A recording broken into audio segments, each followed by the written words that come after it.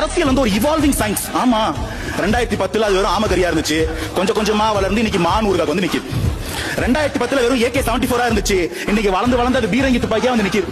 So இப்படி ஒரு வளர்ச்சி தான் இங்க வளர்ச்சினா அந்த ஒரு கரும்பு பிடிச்ச அரசியல் வேண்டே வேண்டாம். நான் திரும்பவும் கன்ஸ்ட்ரக்டிவா போறேன். தமிழகம் இந்தியாவிலேயே இன்வெஸ்ட்மெண்ட் இதுல கடைசிக்கு வந்துருச்சு, வெறும் 4.5%. பக்கத்துல இருக்கிற ஆந்திரா பாதி தெலுங்கானா போயிடுச்சு இல்ல, 25.9%.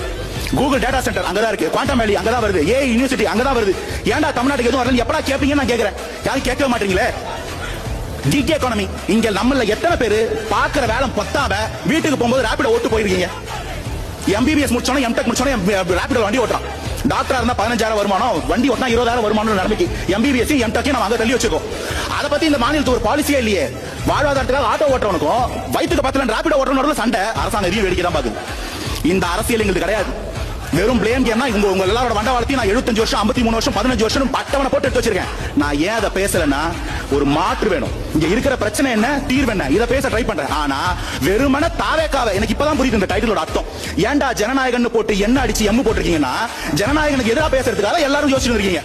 பேசுங்க, நல்லா பேசுங்க. யார் ஒருத்தரை எல்லாரும் எதிர்க்கிறீங்களோ அவன் தான் தலைவன். யார் ஒருத்தரை எல்லாரும் ஒரு சேர்ந்து எதிர்த்தும் ஜெயிக்க முடியாதோ அவன் தான் தலைவன். இது சொல்லல 26 மாற்றம். Wait and see. Thank you.